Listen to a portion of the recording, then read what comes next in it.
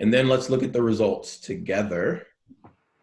So the largest amount of debt, let's see, can you see the poll results? Mm-hmm. Yes. Can you see my screen? Yeah. Yes. Yeah.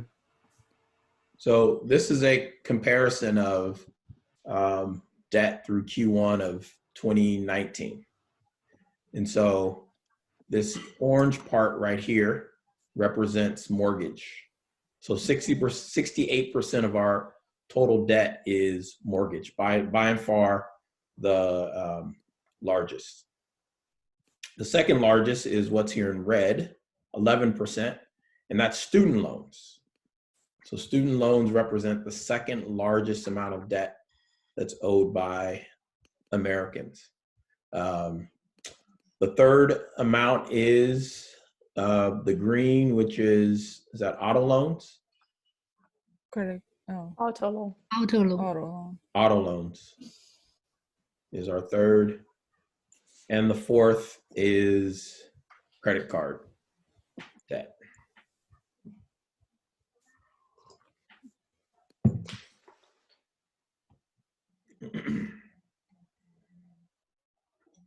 So just to get a sense of kind of, where our money's being, on average, right? We've got mortgages, and we've got student loans. And then we've got our our auto loans, and then we've got our credit cards. So those are the four biggest components of kind of where we are. We don't have to look at that debt clock again. I'm going to assume that is just continuing to go up. But you all can look at it on your own. All right. So, not sure what that is.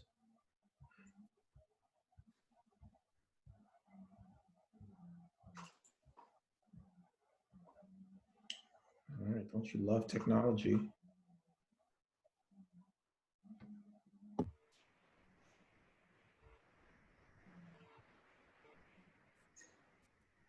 Let's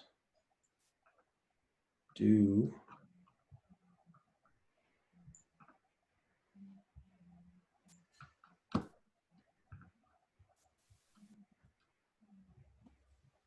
bear with me, y'all, while I figure this out.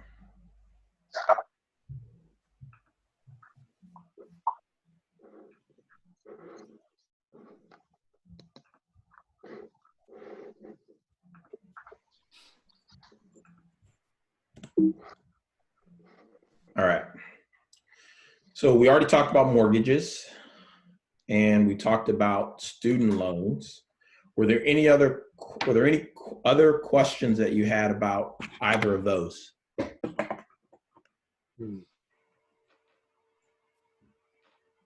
Yeah. Somehow, is it true how is it that student loan debt is something that can grow over time? How does student loan debt grow over time? Yeah. How did that happen? Meaning, why is that number getting bigger as people get older? Is that what you're asking? Yeah. Well, I think as people decide to go back to school, and they take out a loan, right? Remember, you're all the 6 steps to success at Positas College. Yeah. Is completing the FAFSA, the free application for financial student assistance. And so as they're filling that out, they're also getting told about loan opportunities. So you want to go to school, it costs a lot of money to go to school, but we can give you a loan for you to be able to go to school. So that I think that kind of drives it. I think the other thing that makes any debt go up is if you're not making payments on it, that interest is continuing to accrue. So we'll talk about this probably next week. We talked about on a saving side, right? Compounding interest, right? And how the power of compounding interest is very helpful for us when we start investing when we're younger or as soon as possible. Well, interest compounds in a negative way as well, right? The longer we have our debt outstanding, the bigger that balance is going to get.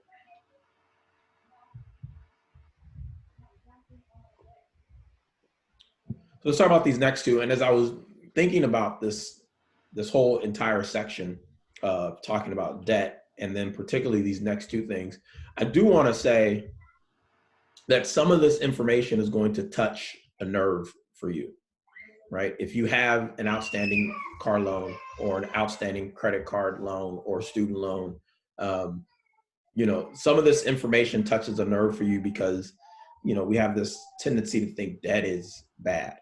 And it's okay, right, for it to touch a nerve for you, because it's causing you to, I want this to cause you to take action, to think about how it is that you're spending your money and the decisions that you're making, so that at least you're aware of the decisions that you're making, and then you're making these decisions consciously. So let's talk about car loans. So cars are what are considered a depreciating asset, right? Now, those of you who took financial accounting, business 1A with me, knows that, depreciation is the allocation of cost, allocating the cost of using an asset over an extended period of time. Okay. And I almost fell asleep saying that. That is not the depreciation we're talking about. We're talking about the fake depreciation.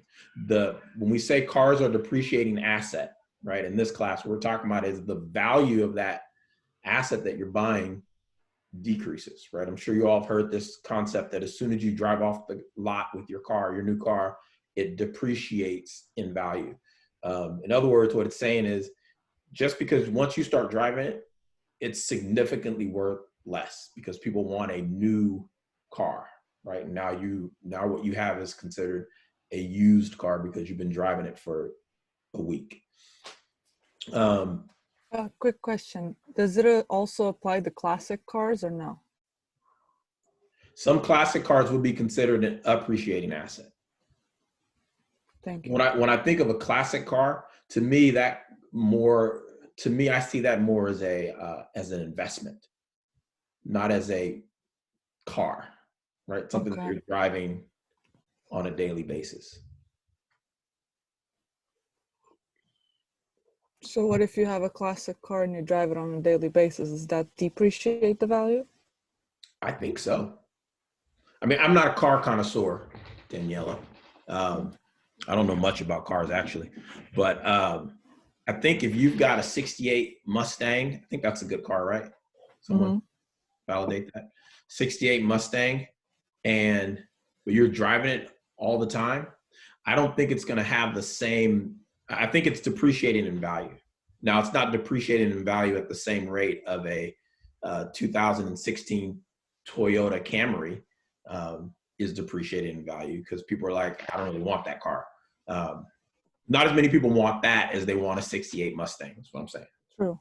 But it is depreciating in value, as opposed to if you just had it sitting in a warehouse somewhere and just continuing to work on it, fix the engine, and you just drove it around a little bit to keep it going. Okay. And someone, if anyone else here is a car connoisseur and has a perspective. Yeah, that's pretty much right. The less you drive an old car, the less it's going to depreciate in value. So if you have it running and you don't drive it all the time, that's probably the most money that you could get for it. So the terms of these loans, right? So this would be considered an installment, right? Not a revolving loan, but an installment loan, because you're taking out a loan for that specific asset. And it could be anywhere from 24 months, which is 2 years, to 84 months, which is 84. Man, that's a lot of math. 6 year. 6 times 12 is 80. Yeah, like 6 years. Man, it's a lot. So the average, I have a poll question for that. So I took that out so that you all can guess what the average is. You can get a car loan from the bank. So you can go to Bank of America, Wells Fargo, Chase, and take out a car loan. You can get a car loan from your credit union. So if you have a credit union, or you can even apply to a membership at a credit union and then take out a car loan through them. That's usually going to be at a lower interest rate than if you went through a bank. Or you can go right into the dealership and take out a car loan from them. They have their own financing arms. So usually the best rate you're going to get interest rate wise if you go through a credit union, because they offer the lowest interest rates, and they're going to tell you this is how much of a car you can buy. Here's $30,000, $40,000. So now you know that when I'm going to buy a car, I'm going to buy something less than $40,000. You're negotiating that. If you go into a car dealership and you're just looking around and you go, man, I want that car. And they go, okay, well, the base price of that car is $38,000, but I know you want these rims. I know you want these heated seats. I know, right? And so they're upselling you kind of on the spot. And then when you're looking at that loan of $40,000 versus $48,000, well, your monthly payment is going to be probably like another $10 or $15 a month. So at that point, you're thinking in your head, oh, what's $10 or $15, right? Every month. But what you're not thinking about is the interest rate attached to that and the overall amount that you have to pay in terms of debt. So it becomes more of an emotional purchase when you're getting it from getting the loan from the car dealership. Car loans have their pros and their cons. Some of the pros, good reasons, is you have a predictable payment, right? So once you take out that installment loan, they're going to say you're going to have your monthly payment is $325.35, right? Every month. And so you know for the next 60 months, whatever, this is what I'm going to pay, right? So it's predictability.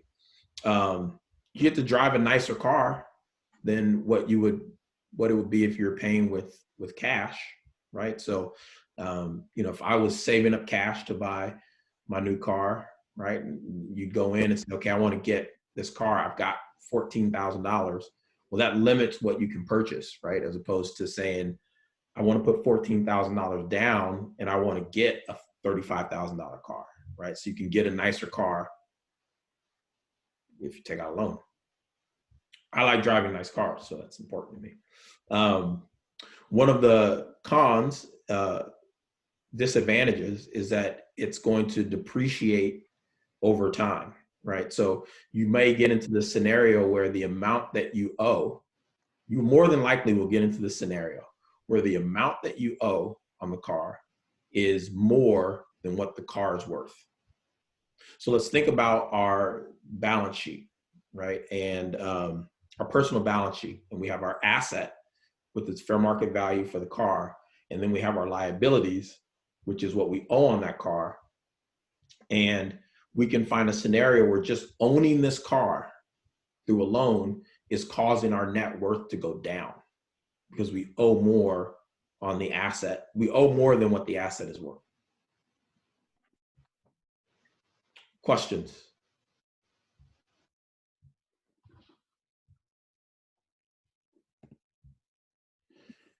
How many of you heard of car leasing? Leasing a car? One? Yes. Yes, 2, 3, 4. Yes. What do you guys think about leasing cars? What's the difference between leasing a car and buying a car? It's not yours. And you can always drive a new car. That's an advantage. You always get to drive the new car. So I have a video, and I hope it's going to work. Let's see if I can do a new share. Let's go here. Let's go here. Let's watch this. You guys see this? Yes. Can you hear it? I'm Matt, that's Ron, and joining us today is Carol. And Carol is the Director of Consumer Content here at Edmunds. Guys, I think I've finally figured out the best way to get a car. What's that? It's leasing. Leasing is going to get you a lower monthly payment. You can get more car for your money if you lease. Your car is always going to be under warranty, so you never have to worry about repairs. And the best part is every 3 years, you can get yourself a new car. But you're always going to have a monthly payment to worry about. See, I think buying new is the way to go. Yes, your payments are going to be higher for a few years, but once you're done paying it off, and that's the key part, you'll own this car and drive it for free. Plus, you can give it to a relative or use that value towards a trade-in. Guys, you're both right. It really depends on the buyer's preference. In my research, there's a third option, and that's buying a used car, paying it off, and then driving it until the wheels come off. You avoid the depreciation that you get with buying a new car. The car itself is less expensive, and the monthly payments are lower. So you might have to pay for a few auto repairs, but in the long run, this is really the most cost-effective way to own a car. That's our tip for today. If you want to know more about buying new, buying used, or leasing, check out our article at Edmunds.com.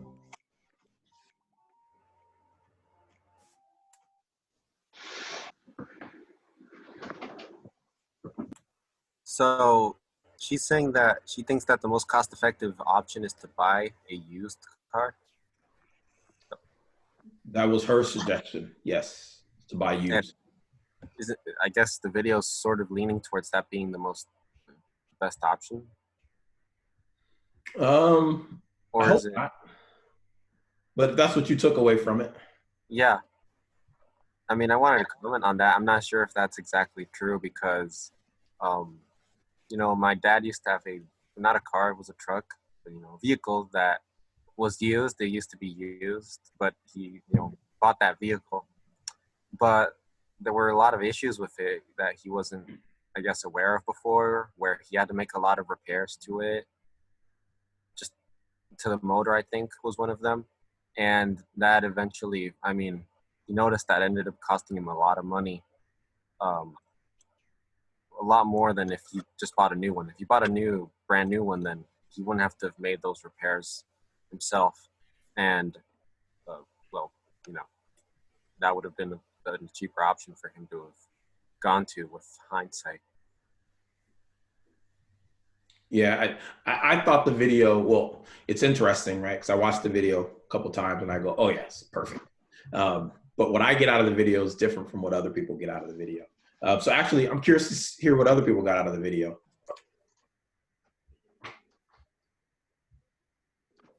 I thought it was interesting about the warranty and not having to pay for repairs.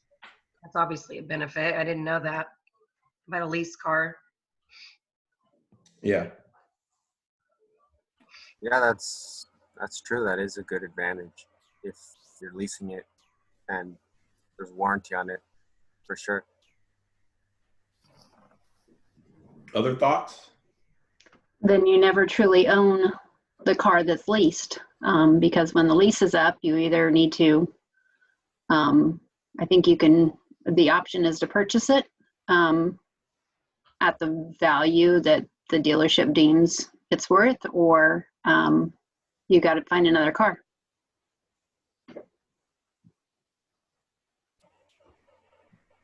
I agree with that. Usually also, I think you had to give like a down payment to lease it. And by the 3 years, you end up paying the same that you would pay, well, not the same, but close to the same where you would pay for a car that you would buy. I currently have a lease on a 2019 vehicle. In total, it's going to cost me $10,000 to have this car over 3 years. So it's definitely not a $10,000 car. It's more than a $10,000 car. Yeah, it's definitely more than a $10,000 car. But having the free repairs is nice, but knowing when your lease is up, you have to find a new lease with an affordable payment and a car that you like as well. That's just a process that I don't look forward to doing again. Can't you just release the same car? You usually cannot, you can't lease the same car again. They're going to take the car back, and then they're either going to, you're going to buy the car outright, and then you're going to start paying payments on it, or they're going to take it back and sell it to someone else and make money on it.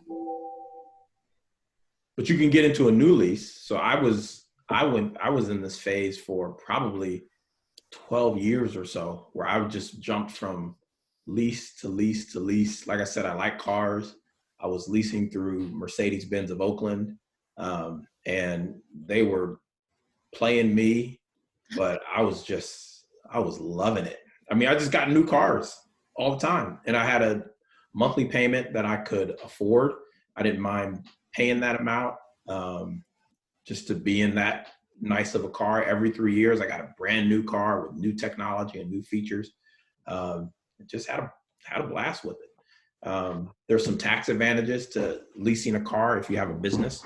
But the reality is, like Jalen was saying, and like Michelle said, when I got to the end of the 3.5 years, it was like, all right, what are you going to do now? Because that's not my car. So there are advantages to it. What I got out of the video was it's really a matter of, it's a decision that you have to make, just like most of everything we're talking about. But I just want you to be aware of your options and what decisions you make. Any other comments? Yeah, what happened if you lease the car and you got in a car accident?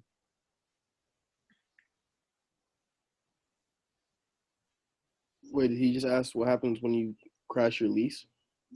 Yes. Yeah, if you lease the car and you got in a car accident. Was that question for me? Yeah. Oh, I thought someone else was going to answer it. You have insurance, right? So that's when you're same thing if you own the car. You have insurance. The insurance company is going to pay to get it repaired or replaced or whatever.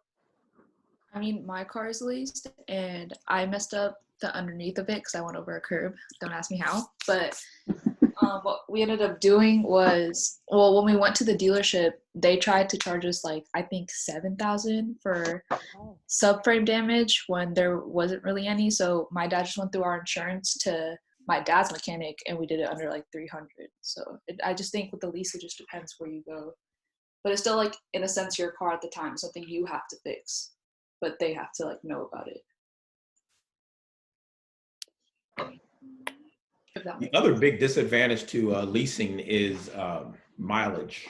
There's a limit on how many miles you can drive, which is. I already went over mine. Yeah, so it is your car, but when you get toward the end of that lease, at least when I got toward the end of my lease terms, I was more mindful about, okay, where am I going and how many miles is that? You know? Yeah. So I think mine's $12,000 a year, and I have like $13,000 right now, and it's going to be a year in May. So.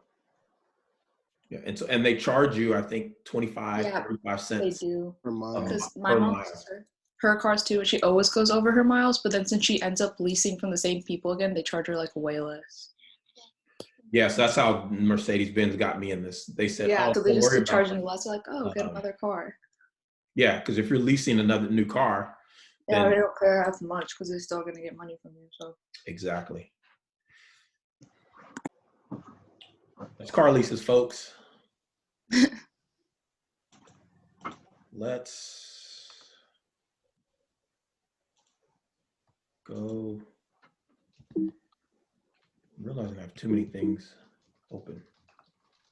All right, so car loan, things to be mindful of when you're taking out a car loan. One is don't just focus on the amount that you're going to pay every month, but focus instead on the amount of interest that you're being charged, right? So they can take that monthly payment and they can make that monthly payment lower by extending basically the term of how long you have to pay. So here, car loan terms have been stretching, right? So when I was buying cars initially, it was a 5-year, you take out a car loan for 5 years was kind of the average, 60 months. When I took out this last car loan, I did not follow this. I was thinking about how much I'm going to pay per month. And it was an amount that I could manage. I got out of leasing on a monthly basis, but it was for 60 months. It was for 6 years, right? 72 months. So they just extended out the time period that you have to pay. And the challenge is the longer you extend it out, right? If I was paying this car off over 6 years, I would definitely be in a situation in years 4 or 5 or 6 where the amount that I owe is more than what the car is worth. So that's the disadvantage of having that long-term payment. So avoid buying expensive cars just because you're able to finance it, right? So again, it gets back to what are your values, what's important to you. I'm just gonna tell you guys, fancy car is important to me, so that's where my budget goes. But understanding what's important to you and how you spend that. And then the other thing is make sure that you shop around for a car loan before going to the dealership, so that you have a sense of what interest rates am I going to pay? What is my monthly payment going to be? I have a question. Yes. What happens when you get to that point when you owe more than what your car is worth? It makes your net worth go down. But well, let me step back. What happens? Nothing. You're still making payments on it. Yeah, you're still making payments on it, and it's your car once you finish making the payments on it. It's just that at that point, if you decide to sell it, you would get less, so you would lose money, right? Yeah. So I mean, so once if you decided to sell it, if you decide to keep it, it's no big deal, right? I mean, it is what it is, and you can afford the monthly payment. If you decide to sell it and say you owe 16,000, but it's worth 12, you sell it for 12,000, you're going to have to come up with another $4,000 in order to pay off that debt. Mm-hmm. Let's do a poll about car loans. Good.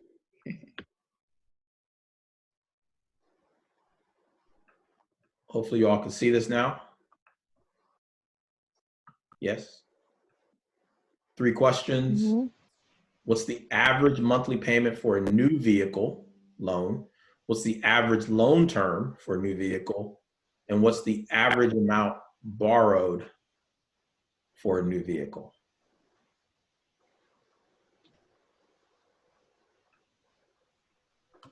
And we're just making guesses.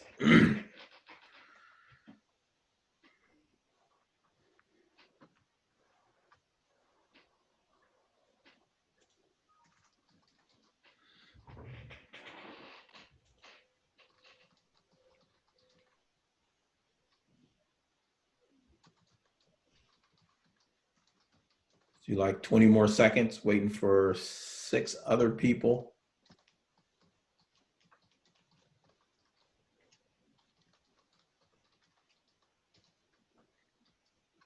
Waiting for those last 3 people.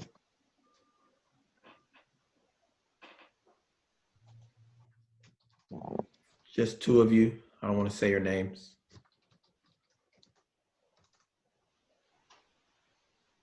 Five, 4, 3, 2, 1. That's it. Poll has ended. The results are here.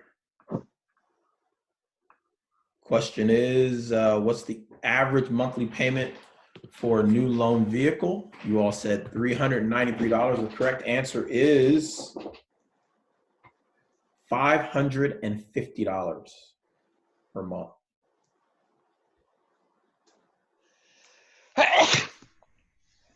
Bless you. Thank you.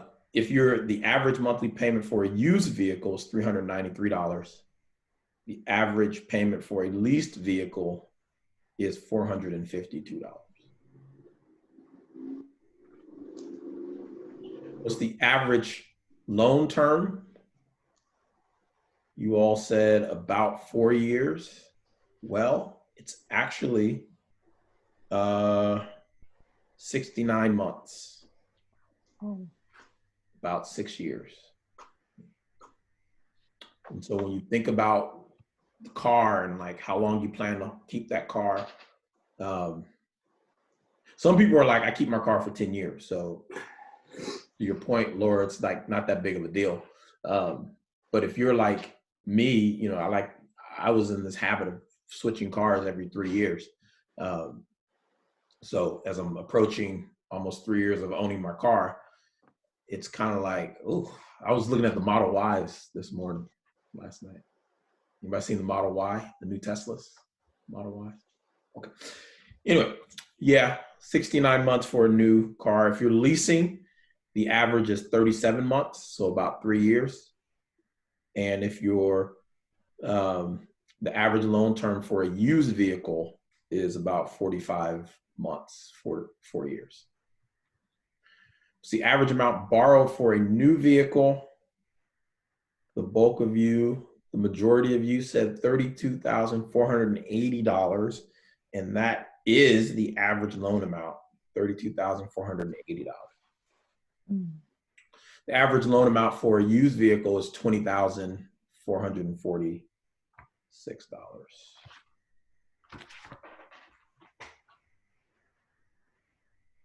Comments, thoughts, reflections?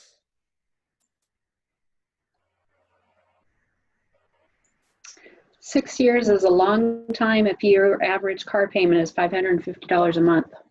It's a long time to be making those payments. Yeah, it is. Which is why next week or maybe the week after, we're going to talk about debt repayment strategies. Like, how do we find ways to be effective in getting out of debt?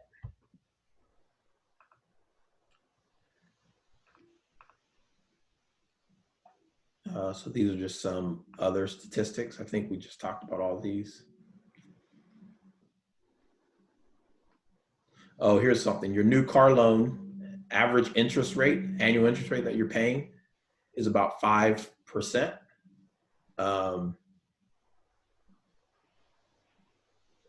And then depending on where you're getting the loan from, right? So if you're working through a dealer, it could be somewhere between 7%. These are franchise cars, like franchise dealers like the Ford dealerships in San Leandro or in Pleasant, or the Lexus one in Pleasanton, stuff like that.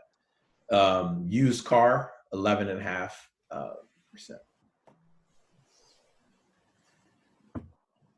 All right. Let's talk about credit cards. So credit cards. By show of hands, I think you can raise your hand on the using Zoom. How many of you have a credit card? You can go to more, go to reactions. You can just.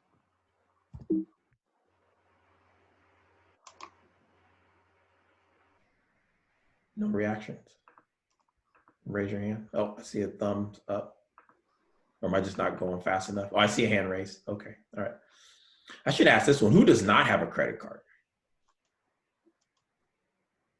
Anybody? Jessel doesn't have any credit cards? Kylie? So, geez, I keep doing that. All right, let's talk about credit cards. So, credit cards, convenient, easy to use. What's interesting now is that, like, with what we're dealing with right now, companies prefer you to use your credit card. Like, I think there are some businesses that are no longer taking cash, or at least they're discouraging the use of cash, right? Because it's exchanging hands. So they're easy to use, they're convenient, they're very helpful when you're doing things like reserving cars for, like, to rent a car, or airport, or going on an airplane, or hotels. Okay. Jalen and I and a group of other students, and Sam, Jalen, Sam, a group of other students, we all went to Los Angeles earlier this month before the shelter in place for a conference, and cost a lot of money for us to go out there. That Las Positas generously supported us to do that. But I had to put down a credit card, right? I think I spent like close to like $5,000 to get the registration and the airfares and the hotel, but all that's on my credit card, right? So my cash is still sitting where it's sitting. And so if I didn't have a credit card, I wouldn't have been able to kind of make all that happen. The credit limit depends on your income and your credit history. We're going to talk about credit scores next week. Credit cards, these are the revolving credit, right? Because you owe money, you pay it off, and you can borrow again. You pay it off, you can borrow it again. A lot of these credit cards, though, come with variable interest rates. What that means is that the amount that they're charging you in interest can change, and it does change. Like almost every 3 months, they change how much you owe. I don't know, well, we're going to do this anyway. We're all going to look at our credit cards and see what our current interest rate is. I looked at mine last week, and someone just take a guess. Just drop it in the chat. How much do you think my interest rate was for my credit card? Annual interest rate they're charging me.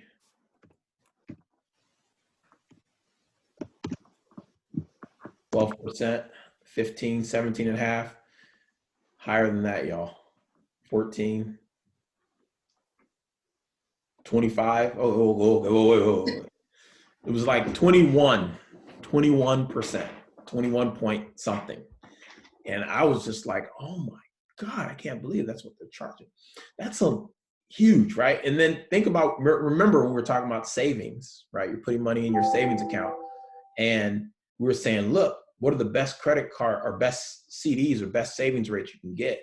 And we saw some that were 1.8, 1.7, maybe some that was like 2.1. But you're saving at, say, 2%, which is really, really good, but you're paying 20% in interest on an outstanding credit card debt, right? So just think about the math there. It's bad. There are advantages, right? So some credit cards have great rewards. So they do things like if you, for every dollar you spend, will give you 1% cash back, or will give you 1% toward your, travel rewards. Or I think that was Michelle who said she had a Disney account, so she gets 1% to go spend at Disney. I guess I use it for Toys for Tots, but yeah, I use it for the Disney store. I think it can be used anywhere. It's that 1% for any Disney store. Or if you went to Disneyland, you can put tickets from there. Or if you watch movies at the AMC theater. Yeah, so all these different things that they're using to kind of entice us. So, but keep in mind, or be mindful of, for all those rewards and benefits they give, they're still going to win, right? They're in a business. So it's either going to come with usually comes with a higher than average interest rate. So that's probably why I'm paying 20. Well, I'm not. If I were to have an outstanding balance, they'd be charging me 21%, because they do offer me really good rewards to do that. Some places say, well, it's 1%. My one says it's 1%, but if I go to a grocery store, I'll get 5% back. And that kind of equates to like a 5% discount on everything you're purchasing, right? Which I think is really good. There are secured credit cards and unsecured credit cards. So an unsecured credit card are the ones that probably most of us have, right? We filled out an application. They said, yeah, you seem trustworthy. We're going to give you a $2,000 limit, right? And so we're going to use that. We can just start buying things up to $2,000. That's an unsecured credit card because they're not securing any of our assets. A secured credit card is when they say, we'll give you a credit card with $1,000 limit, but we need you to deposit $1,000 into our bank account that we're just going to hold there for you. Now you'll earn some interest on it. We're going to hold that there. In the event that you don't pay the the money that you owe, we can always just go into your bank account and take it out. So basically what's happening is they're securing your debt with an asset. Not dissimilar to your car loan. If you don't pay your car loan, they'll take your car. House, if you don't pay your house note, they'll take your car. So those are other examples of secured debt. Any questions or comments about credit cards? Yeah, I got one. So when you were talking about this, you said, I forget the term you used, but it was like outstanding debt. And I always kind of wondered with credit cards, if you were to pay something off immediately, do you still get charged that same interest rate regardless of if it sits there for a month or, you know, if you pay it off right away? No, you don't. So the only time they charge you, well, generally speaking, the only time they charge you interest is if you don't pay the balance off. Let me see if I can do a quick share.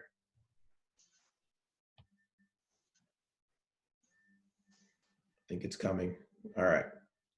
Hopefully you all can see this, right? So on or about March 5th, okay, I spent about $5,000 for this conference in LA.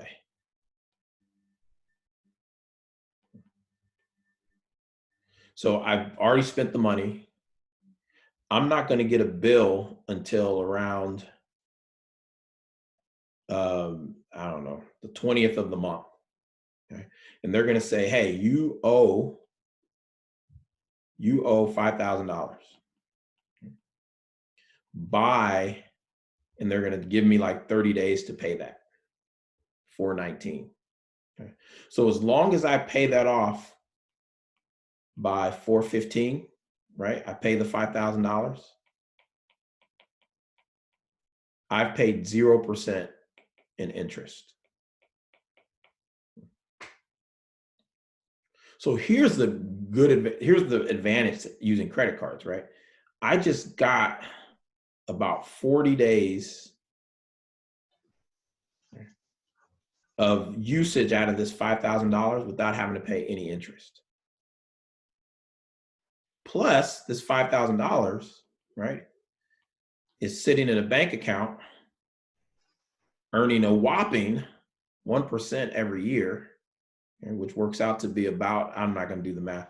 Let's do the math. How much did I make on that? $5,000 divide or times 0.01. That's $50 a year, but it was only like a 1/12 of a year. So, and I made, look at this, y'all, $4.17. Woo. Raise the roof. Okay. So I think the bigger issue is I didn't have to pay any interest on it, right? Not that I made $4.17 on it. So a lot of people think that if they spend money here, right, and let's do something a little more reasonable. Let's just do $50. So they think if I spend $50, then I should come here on the 8th and pay off the $50 to avoid paying interest. But that's not how it works, okay? You don't have to pay that $50, or you can wait all the way until it becomes due somewhere around here to pay that $50 and still pay 0 interest on it. If you don't pay it by 4/19, once they get to 4/20, and they're just waiting for that day, because then what's going to happen is they're going to say, all right, now you owe us $50 plus interest, right? And they're going to charge you interest going all the way back to here. So let's say it's 20% interest rate, right? So that $50 times 0.2, $10 per year, but we've only had it outstanding for a month. So now we owe $50.83. Right on this day, one day later, they're charging us that interest of 83 cents. I'm sorry, should I show you how I got 417 and 83 cents? Yes, no? I got it. I don't know about everybody else. So here's what I did. I'm going to assume that's a yes. It's $50. Okay, I'm paying 20% interest every year. So 20% of $50, I think, is $10. But it's only been outstanding. That'd be $10 for an entire year. It's only been outstanding for 1 month. So I divide that by 12, multiply that by 1. That's how I got 83 cents. Now we were assuming that we're paying 20% interest.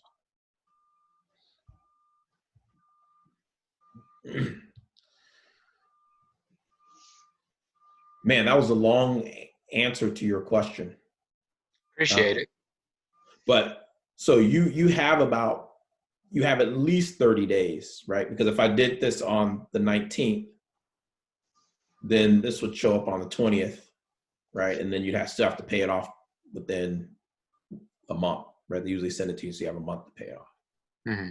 But as long as you pay it off by the deadline, you don't have to pay any interest on it. Got it. So I'm curious if in the slide it said that as the Federal Reserve changes the interest rate, it'll change our credit cards too. Yes. So isn't it at 0 right now? Would this apply to that?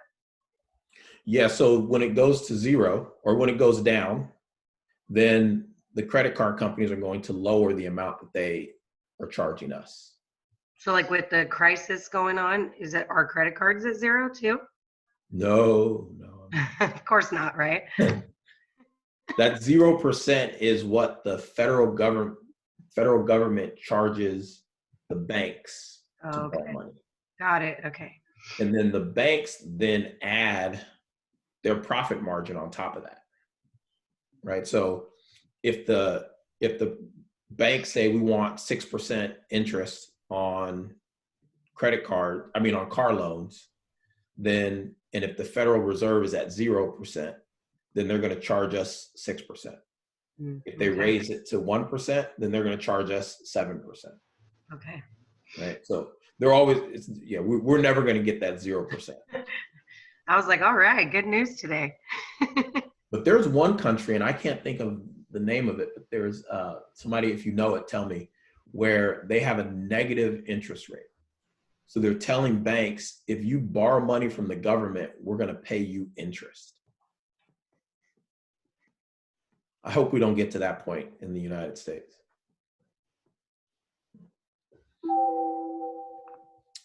So some of the advantages to having a credit card are: 1, reward perks, right? I think it's nice to get that 1% cash back, or the travel, travel credit or travel points.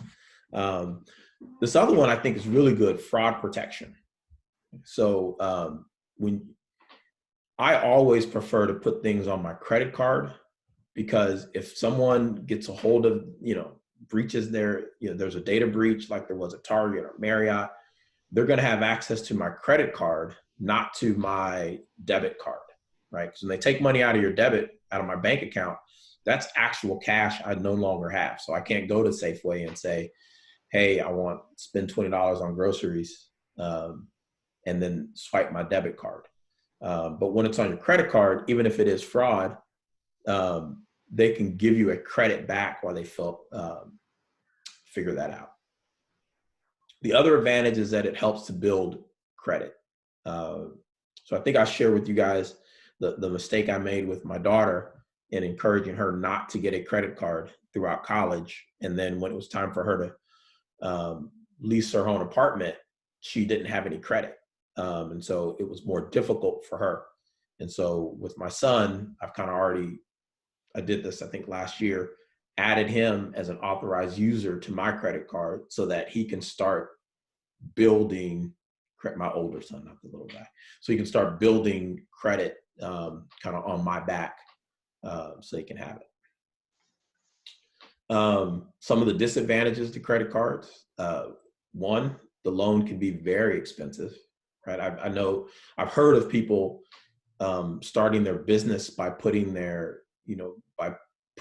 money on their credit card, right? So you got $20,000 in debt that you're paying 20% interest on, or 15% interest on, which is just astronomical. There's a lot of things out there about getting low rates, but those are hard to get. Depends on your credit, which we'll talk about next week, what all that means, your credit score. And you have to be mindful because a lot of what they offer are what are called introductory rates. So when they say 0% interest for the first 90 days, what they're saying is we're not going to charge you any interest for the first 90 days, but after that 90 days are up, we're going to hit you at that 17% going all the way back to like when you first start purchasing things, right? So basically, if you paid it off on day 89, then you wouldn't have to pay any interest.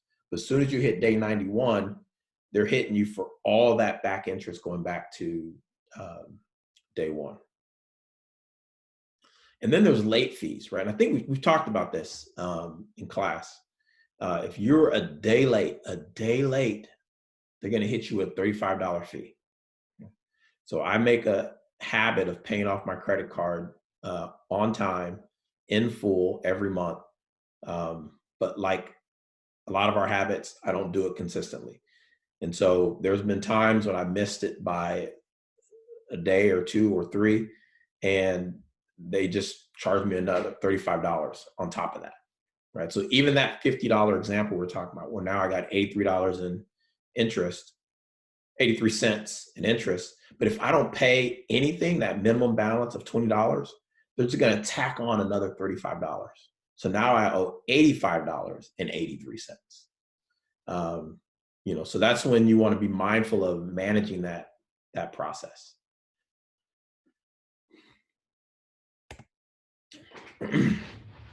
So some of the pitfalls to credit cards, things to be mindful of, is late payments. There's lots of things that can trigger higher annual interest rates. Paying late could be one of them. Always paying the minimum could be one of them. The interest rate fluctuates, so you don't really know. You have to kind of look at your statement to see what it is. And then here's the other thing. We're talking about compounding interest, right? And we're saying it's better to get into a savings or an investment that is compounding more than annually, right? Something that compounds semi-annually or even quarterly if you can. That'd be great. Monthly, imagine that. Well, credit card companies compound interest on a daily basis. So every day they calculate how much you owe. They tack on interest on top of that. And then the next day, it's how much do you owe plus the interest that they tacked on, and they're charging you interest on that. And the next day, it's how much do you owe plus the interest they tacked on for the last 2 days, and then the interest on that, right? So they're just making that, it's growing, right? The negative side of compounding, it's growing at a much more rapid pace.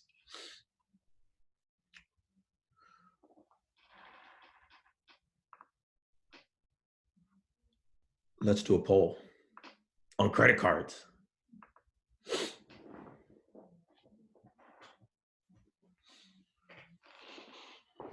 On average, can you guys see the poll? I think so.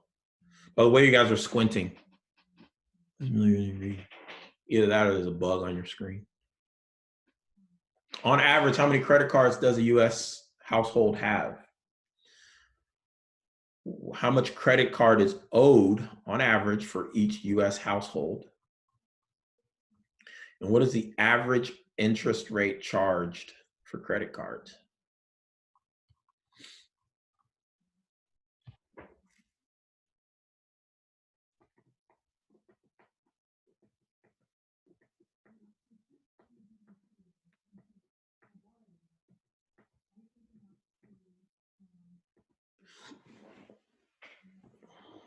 Well, Mr. Bell, are you saying that for when you have a credit card, if you pay it off before, the end of the month or whatever your billing period is, you don't have to pay interest on it?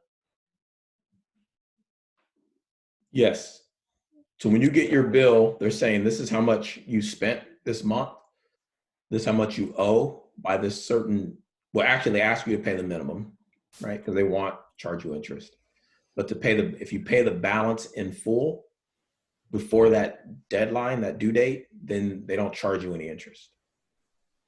Do all banks do that? I don't want to say all, but that is the standard way that credit card companies work. So if everyone do the payment before due date, so what's the benefit for the bank? How can they earn the money? Oh, that's a great question.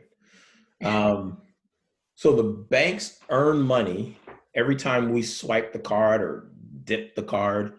They're earning money. Oh. Because they're charging the store a fee for accepting credit cards. Okay, got it. But they earn a lot more money when we don't pay our outstanding balance by the due date, or when we make a late payment. That's how they earn most of their money. And so I think banks are concerned in what you're saying, but they're less concerned because they know that most people have not taken this class. Or taken personal finance class or thinking about their credit card debt. And so even though we all have the greatest intentions, whenever we put something on I do it every time. Every time I put something on a credit card, I go, I'm going to pay this off in the next 30 days. Mm-hmm. And I was doing that when in my 20s, when I had like $10,000 in credit card debt. I'm still going to use it, but this one I'm going to pay off immediately because I'm just going to pay it off. And then we don't, because we're not budgeting, right? We haven't really assessed what our values are, what's important to us. And our money's just going all different places. And it's like, I can't pay $10,000, but you're just asking me to pay $150. That's what the bill says. Just pay $150, Eric. And I go, okay, I'll pay that. Okay, thank you. Got it. Welcome. Poll's ending. Results are coming. Let's see here. On average, my answer key right here. I feel like Steve Harvey on the Family Feud. You said 4 credit cards. Survey says 4. 4 is the average, which is actually not. I thought that was a lot, but I'm thinking about our household, and I have 2 credit cards. My wife, I don't know how many credit cards she has. Probably at least 2, probably more. So I think 4 is, when you think about a husband and wife, and credit cards could be like a Macy's credit card, a Target credit card, your Visa, your American Express, right? How much credit card debt is owed for each U.S. household? You all said 8,309. That's a very specific number. And that number is correct. 8,000, that's the average amount owed, $8,398 in credit card debt. Okay. And the average interest rate charged, you all said 15%, and that is it, 15%. There's that 19.02% is for new accounts, but existing accounts on average, it's 15%.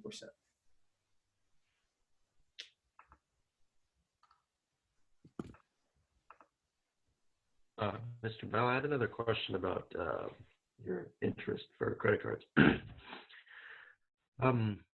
When you accrue interest on, say, like, a credit card, something you put on it, whether you buy something, do they add interest based off of the price of the item you bought, or is it after the tax put on the item?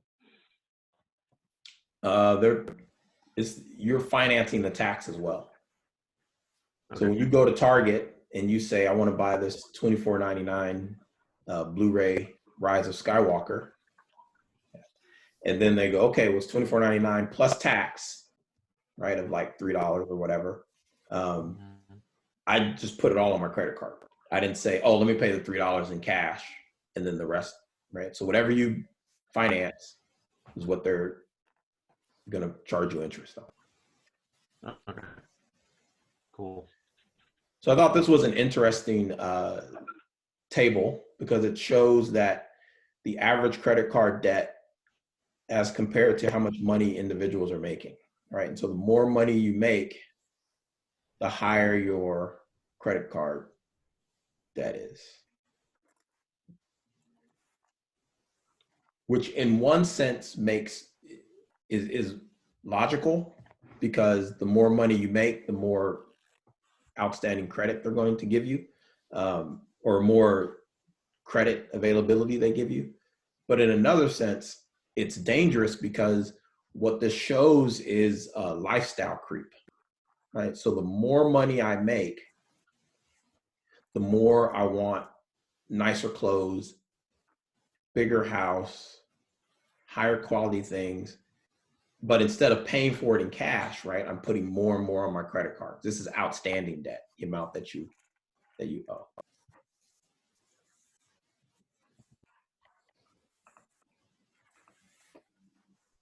So there was an article that I read last spring, and I thought it was cute because it talks about spring cleaning, your credit card debt, and spring cleaning. It's available on Canvas, so I encourage you to read it. And it gives 3 steps, right? One is to unpack your motivation. So think about, why is it that you want to, 3 steps to get out of credit card debt. Why do you want to get out of debt? So imagining what life would be like if you were no longer saddled by credit card debt.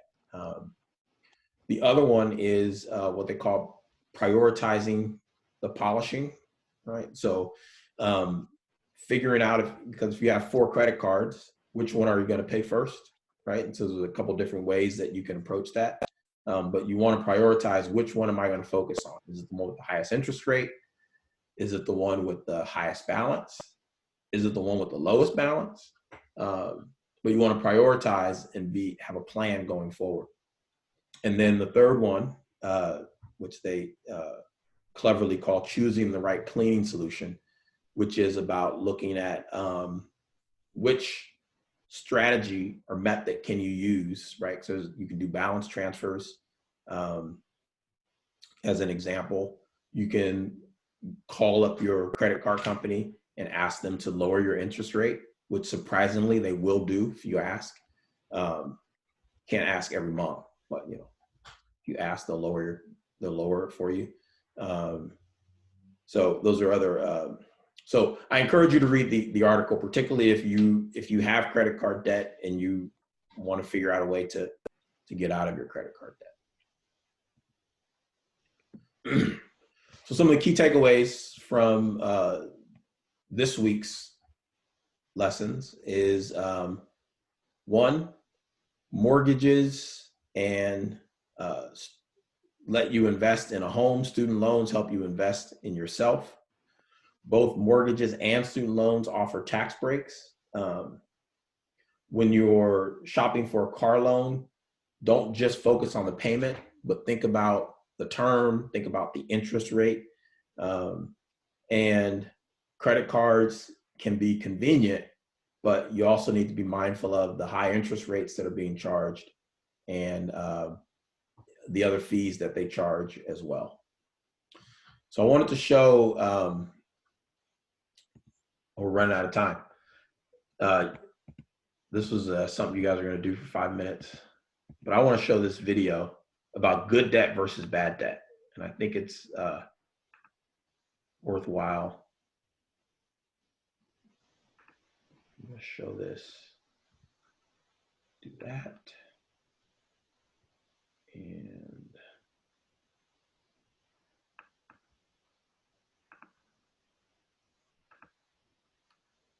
here we go.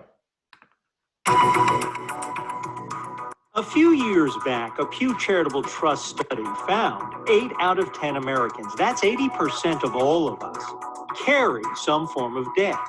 The most common debt is a mortgage, followed by credit card debt and car loans. And while that same study found Americans rely on debt to finance our lives, just 1 in 5, or 20%, say no amount of debt is worth it. Economist Teresa Ghilarducci agrees there is no good debt. I think for households, there really is no such thing. Now, if you need some debt to go to school because you're really about ready to finish a degree, that makes sense, especially if the school is a public school and it's cheap. That study found 69% of people think debt is necessary, but obviously prefer not to have it. For instance, mortgage debt. In some cases, mortgage debt is considered good debt. But financial advisor David Reiser says, be careful. Mortgage debt is deductible for most people. So mortgage debt is good debt. Utilizing money where you get some tax refunds back, that lowers your actual payment. Debt in general, if it's used for short-term financing, can help businesses succeed, can help businesses grow. Sounds good, right? Well, that Pew study found 79% of us do not usually use debt in a responsible way, like carrying credit card debt for a long period of time instead of paying it off. There are basic budgeting tools you can use that are very, very simple. But budget what you do, just don't spend recklessly. Or as Shakespeare wrote, neither a borrower nor lender be. After all, it's your cash. Adam Shapiro. You want me to talk about when I come home at night and my son's asking me what I did? I don't know where that's getting ready to go. Talk about. Let's close that out. All right. Let's see a chat. My computer is about to die. Oh. Okay. I think it died because he's no longer on. All right. Any other questions or comments? What a better time to learn how to budget, huh? You know, that's what we're doing.